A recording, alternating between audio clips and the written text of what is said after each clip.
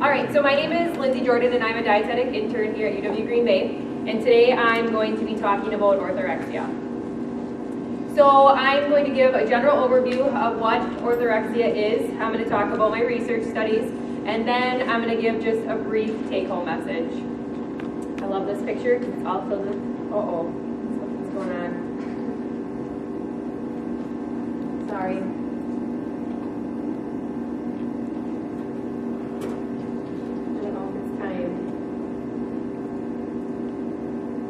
Sorry about that.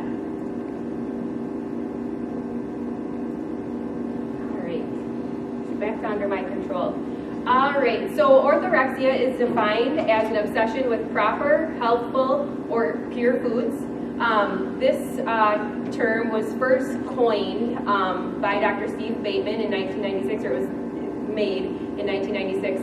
It started out as more of a tease word for Dr. Bateman's clients. He was talking to other colleagues about how he felt that he had clients or patients who were constantly worried about their food, and he just kind of was using it as a tease word, I said, and then all of a sudden he realized that it was an actual issue. It was happening more often than he would like to have seen, and so he decided to really make this phrase.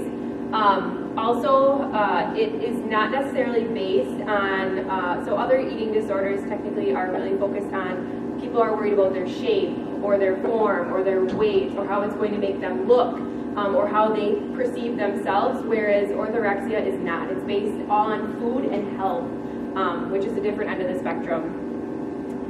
So there is no formal diagnosis because it's not technically considered an eating disorder yet. It's not recognized by the Diagnostic and Statistical Manual. And there are a lot of signs and symptoms. Compulsively checking ingredient labels, spending lots and lots and lots of time planning your meals, preparing your meals. Oftentimes people have a tendency to forego social events altogether if food is involved. They'll eat at home, they'll eat alone. They also start to analyze what other people are eating, like where did you get that from, where did it come from. They also start to cut out food groups in general. For instance, they'll say no grains, or I'm not going to eat any meat because I don't know where it comes from, or they are going to say I'm not eating GMO, and it's just eventually they limit and limit and limit all of the things that they can eat or will eat.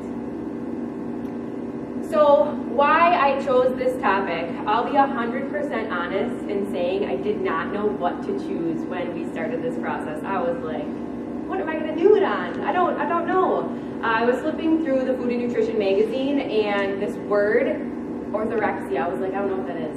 So I started doing some digging. And then Maggie Richmond from Rogers, she came in to talk to us, and I was like, I need to know more about this because it doesn't seem like there's a lot of information out there.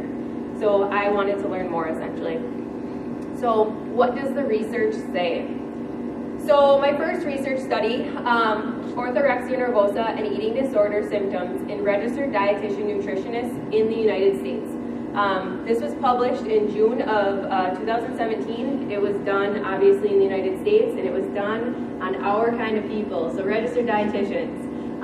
So the prevalence, or the purpose, was to examine the prevalence of orthorexia nervosa and eating disorders in RDNs. So the recruitment, it started out with the Commission of Dietetic Registration. They provided a sample of 2,500 emails of RDNs. It was distributed in a Gmail via MailChimp. It was the exclusion criteria was pregnancy, breastfeeding, or those who were unable to read English. So this was a survey-based research study.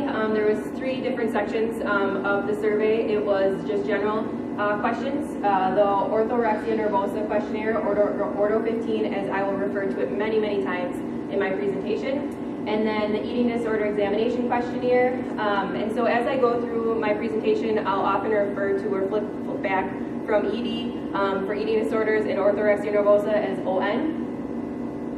So orthorexia, or the Ordo 15, is an extremely important piece of my presentation. The reason why I think it was important to go through all of or have the entire survey through my presentation is because it is used in each and every one of the studies I used.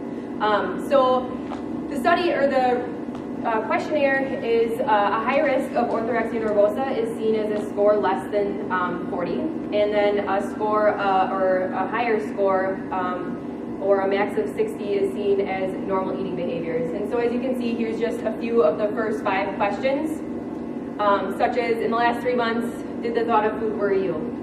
Or in the next questions, do you think that the conviction to eat only healthy food increases your self-esteem? So there again, it's basing it on how you feel versus how you are visually seeing yourself. And then this is how it was scored. So you'll notice on the bottom, it talks about how you would score it. So for example, if we would choose question number 15 at present, are you alone when having meals? And say I would answer always. So your score would be number 1 because it falls into always under that second category. So this study specifically started out with 2,500 emails. There was 684 responses, and then there was 48 participants that were excluded due to breastfeeding, pregnancy, or they could not read English. And then it ended up with 636 total RDNs. So this is just a further breakdown, males versus females. As you can see today, there is very limited. There was only 3 males that attended our entire presentations, and so that just goes to show that there is a limited answers for males, and so the study concluded that as well. What I felt was important, there was no statistical significance in this study. However, I thought it was interesting and prevalent to mention this. So in the first 5 years, so this was the number of RDNs. They were asked, how many years have you been an RDN? In the first 0 to 5 years, there were 54 healthy comparison RDNs, but if you notice that those who worked in the field for over 30 years or 30 years or more, there were 76. So that's quite a huge difference, the number of overall healthy RDNs in the beginning versus those who have been in the field longer. This also was super interesting to me because as I talked about orthorexia and how it often comes to limiting food selections, they wanted to see whether the prevalence, whether there was a correlation between a number of dietary restrictions and then those RDs who are at risk for orthorexia, which you can see there wasn't a whole lot of prevalence because you can see that there was a much larger group for those who had no eating or no dietary restrictions and those at risk. So the key findings, so for the entire sample, the scores on the Order 15 suggest that 49.5% RDNs were at risk for orthorexia. And then on the eating disorder questionnaire, they found that 12.9% were at risk for eating disorders. So the conclusion. So there was no statistical significance. However, findings suggest that RDNs may be at higher risk for ON. So the strengths, so the questions that were asked I felt like was a strength. So years as an RDN, that was super interesting. Those who have dietary restrictions, that was important as well. The fact that they use nutrition professionals, so there was nobody that didn't really know what eating or all about eating. The limitations was the sample size. I mean, the amount of RDNs that we had show up today and that we are going to produce in our dietetic internship this year just goes to show that there's a lot of RDNs out there. And the fact that they only got 600 and so responses proves to me that there could have been a much larger sample size to prove this too. There was also no comparison to the general public. So it would have been nice to see a baseline versus nutrition professionals, because that would go to show whether or not there truly was a correlation between being an RDN or nutrition professional versus not. And I stated my interesting points. So the second study I did was health status, physical activity, and orthorexia nervosa, a comparison between exercise science students and business students. This was done in the southwest Sweden. It was published in 2016, and this was to determine or compare the health status, physical activity, and frequency of ON between university students enrolled in the exercise science program versus those enrolled in a business program, so more of a health field versus a business. There was no information given on how this was dispersed. It was done through university students. They were just sent a general email. It was done on undergraduate students in the first, second, or third year of the university program versus, and like I said, either exercise science or business. And the exclusion criteria was those students that were older than 30. So again, there was 3 sections of the survey that were given. I'm not going to go over them in detail, but again, you'll notice that Ordo 15 was on there, which is important. So it started out with 327 students. 216 agreed to participate. 9 were excluded due to their age, and the reason why they did this was to get a more homogeneous age range for the study. And then it ended up with 207 total participants. So again, here's males versus females. I thought it was important to note that there wasn't a huge deviation. Yes, males had slightly lower in the business program, however, the numbers were pretty similar. This is what's important. So you'll notice on each of the sections, there are 3 different bars. The first in the lightest color is those who scored high on the IPAC. The second one was those who scored less than 35, and so when I originally talked about the Ordo 15, it talked about how the prevalence of at-risk for orthorexia nervosa was actually 40. This study wanted to make the sample size smaller. They wanted to dive into it a little deeper to see if they could see if there was better correlating results with those with a lower score. So you'll notice that the second column then is the Ordo 15 done with a score less than 35, and then the following, or the last and the darkest column, was done for those who scored both high on the IPAC and low on the Ordo 15. So you can see here that those exercise science men had a huge difference between those who were in business.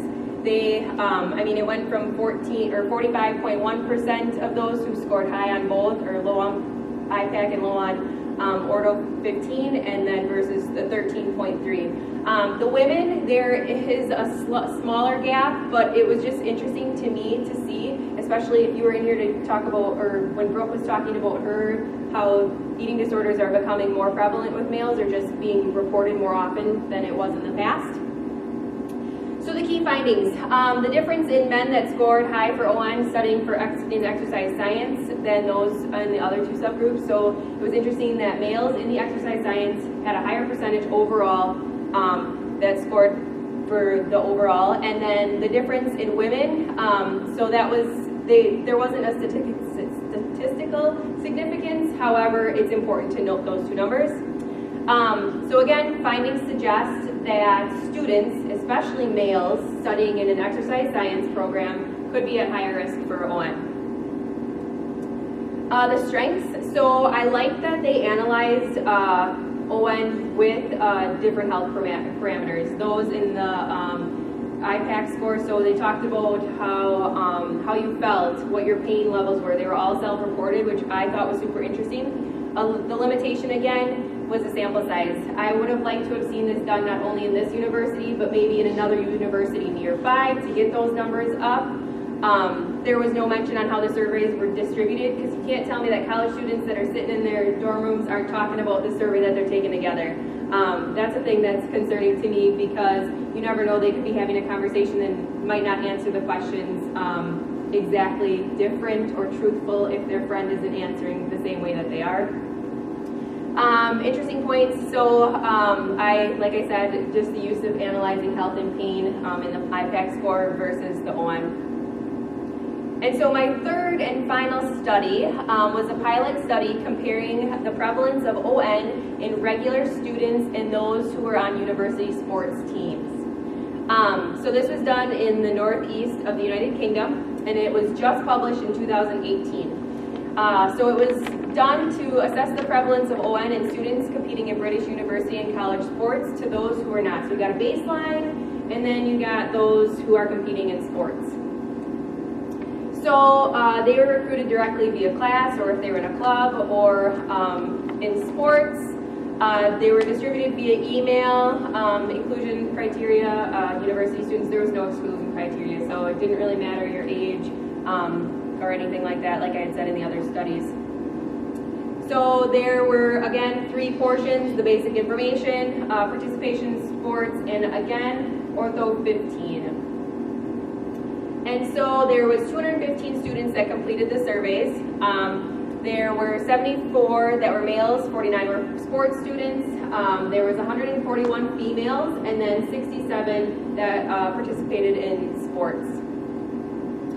So there was, again, no statistical significance in this study. However, I feel like it's really important to note that there was a clear, almost 2.0 difference in those students who exercised less than 10 hours a week and those who exercise 10 or more hours a week, and their Ortho 15 score. So it might not seem a lot, but if you think about how the last study broke it down to less than 35, what if this study had done, less than 36? This would completely put people at risk versus not at risk. And so that 2.0 difference is significant to me. So the key findings, those women those who exercise more than 10 hours a week may be at higher risk for ON. Again, there was no statistical significance on whether or not there was a higher prevalence for those in weight-bearing sports or those not in sports, which is interesting. So the strengths. So it correlated well with other studies that I researched.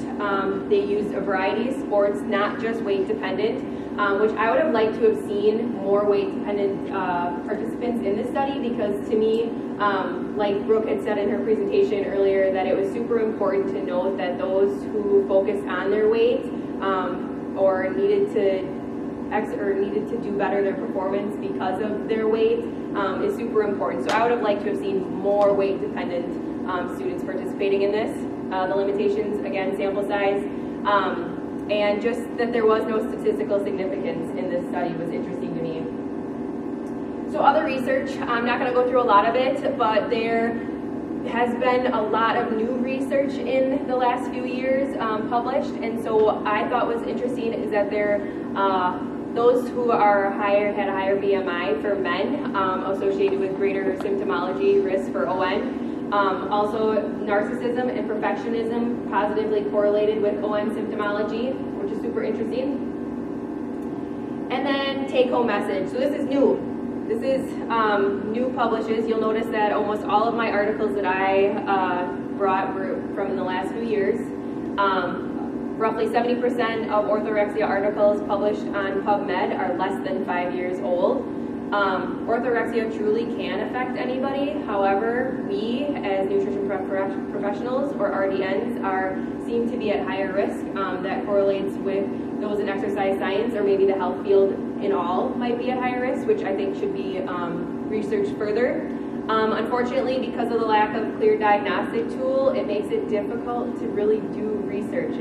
This is just a coined phrase. It's not considered an eating disorder yet, which is super interesting. But more research needs to be done. So thank you all very much, and you can find all of these presentations at that website. Any questions?